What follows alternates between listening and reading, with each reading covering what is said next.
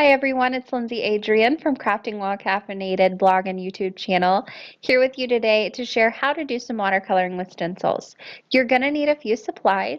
You're going to need watercolor paper and a watercolor brush, watercolors and stencils, and then the one thing that makes this all work, you're going to need some rubber cement. So let me show you how you do this. I'm going to show you two different ways. I'm starting off with this stencil here. This is a 6x6 stencil called Ocean Window, and I have my watercolor paper ready to go. All of my watercolor paper today is going to be cut to 4 1/4 by 5 1/2 inches. I have my rubber cement ready to go, and I also have a piece of just scrap paper underneath my stencil so I can use the brush that's included in the rubber cement to brush on a nice thick layer of rubber cement to my stencil. Now for this stencil, because I'm using a 6x6, I want to go ahead and make sure that I get rubber cement across all of it. Don't worry about ruining your stencils. Once this is dry and you pull it away from the paper, if anything is left on your stencil, you can rub it off with your finger. Now I'm going to go ahead and place this right on top of my watercolor paper, center it how I want it, and then give it a good press down. This is going to need a few minutes to dry. It doesn't take rubber cement long to dry, but you do want to let it go ahead and dry for a few minutes. Now, once you have it completely dry, you're going to notice that rubber cement might have seeped under it a little bit. So what I like to do is take either this adhesive eraser or my finger and just rub over all the areas of the stencil to get off any area that might have seeped under the stencil or kind of oozed out, because anywhere the rubber cement is, it's going to resist your watercolor. So the more you kind of clean up your messes now, the better the watercolor is going to look in the long run. Now it's time to watercolor. So for my first project, I'm going to use the Dr. P.H. Martin's. Use whatever watercolors you have on hand. Anything's going to work here, whether it be, like a pan watercolor or a tube watercolor, or you use distress inks, or you use a liquid watercolor or a powder watercolor. It's all going to work. You just want to watercolor on your paper. So I'm just going to go ahead and continue to drop a few of these drops in each one of my little palette off to the side. Then it's time to start watercoloring. I'm going to go ahead and go in the little openings of the stencil and just start dropping in color. I'm using a water brush here, but if you are more comfortable with a real watercolor brush, you can use that. You just might want to be careful because you don't want to ruin the bristles with the stencil. It can be a little rough, especially when you're going in some really tight spaces. So I'm just dropping in color here and there. Now you can do one overall wash of color. You don't have to be specific in your placement. If you don't want to, you can do a nice ombre, you could do a rainbow. I'm being very specific with my color placement on this stencil in particular because I love the little openings that are in there and I want to show them all off. Then around the outside, I'm adding a little bit of a wash of blue. And then right on the inside, I'll go ahead and add quite a bit of water. You can really get away with adding a lot of water with this technique. And I'll just drop in some blue to kind of feather in towards the center. Then I'll set this off to the side to dry. Now you want to let this dry completely before you try peeling up your stencil, because you don't want the watercolor to be wet, get smeared, start seeping out whenever you kind of lift up the well that it's sitting in. So let this dry until you know that it's completely dry.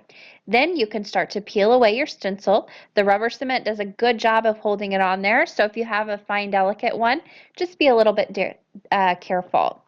Then I'm going to go ahead and again take my little eraser or your finger and just very, very carefully take away any of the little rubber cement pieces or little residue that might be left on there and just clean it up for the nice finished look. But again, make sure your watercolor is dry before you start to do this so you don't smear it and ruin those nice crisp lines. But look at how fun that is. You can get such good detail with this, and I really wanted to show you with this stencil since it is such fine detail. To complete this card, I stamped a hello sentiment in the center, added a few little embellishments around that, and I just popped the whole thing onto a card base. Super, super simple. Now for my next project, I'm going to do the same exact technique, but I'm using a 12 by 12 stencil. So the first thing I want to do is actually position this out and decide what part of this larger stencil I want to use on my smaller project. Then once you have a good idea of where you want this to go, you can flip your stencil over and again use the brush that's in the rubber cement and apply some of that to the back of the stencil. You want to apply a nice layer so you know it's going to stick well. And I again put that on over a piece of scrap paper so it doesn't get all over my work surface. Then I just take that and place it right down on top of my watercolor panel, give it a good press, and set it aside to dry. Again, you want to make sure that's nice and dry.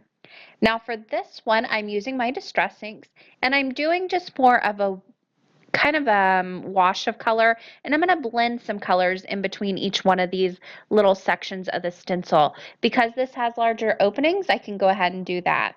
So I'm just doing 3 different colors here to kind of create some shading and whatnot inside that flower. Now I am no watercolor artist, but still I absolutely love the way this one turned out.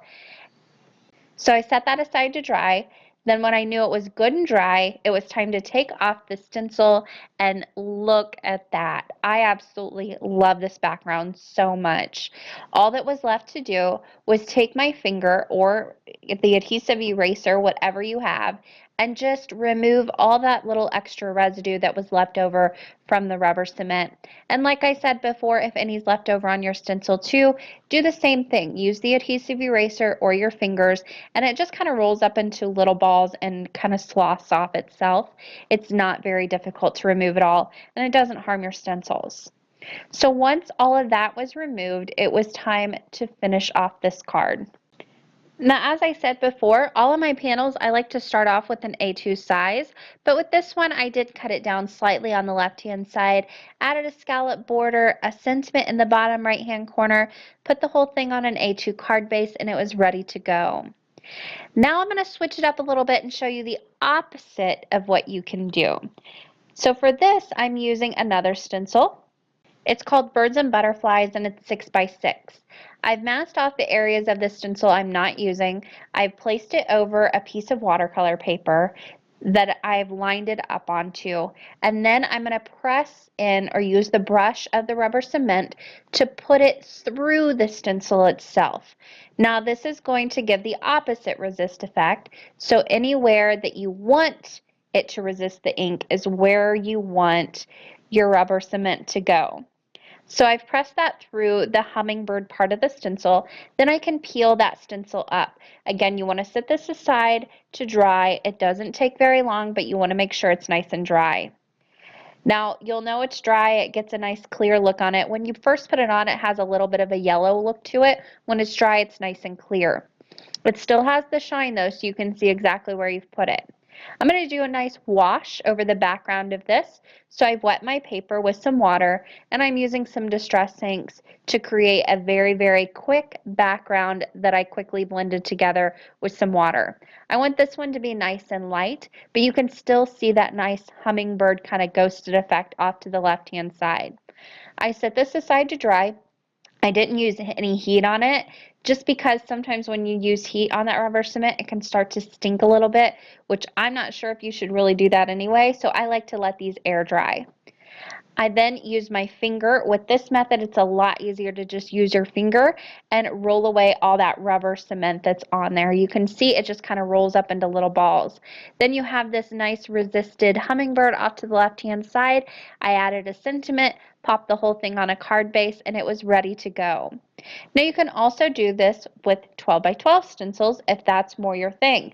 This is called Blueprint, and it's exactly what it says it is. It's a stencil of a blueprint. I position that over my watercolor paper how I want it to end up. Then I'll just use my rubber cement and the brush that it comes with and press or rub on that rubber cement right through the openings of the stencil. I don't want to really goop this up because I don't want it to go underneath the stencil at all.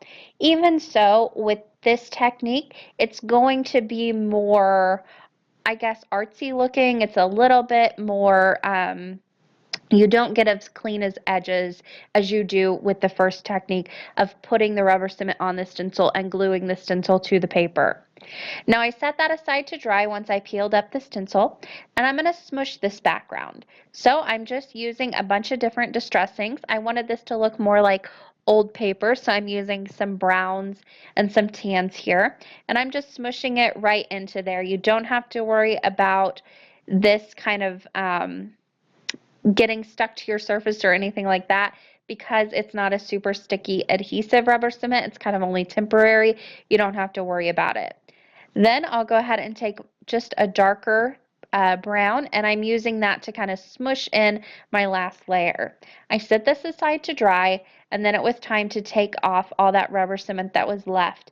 Again, you can use that adhesive eraser, but with this technique, I really like to just use my finger and kind of roll it up into little balls until it falls off. Again, this isn't the cleanest look, so this is more of the artistic look than the first one, but it still is such a great result, and it's so much fun to play around with. Now for this one, I put it onto a card base. I cut off the left and right side a little bit, added a sentiment, and that finished off all the different cards. I hope you guys enjoyed a look at this technique and all the fun things you can do with it. Thanks for watching, and happy crafting!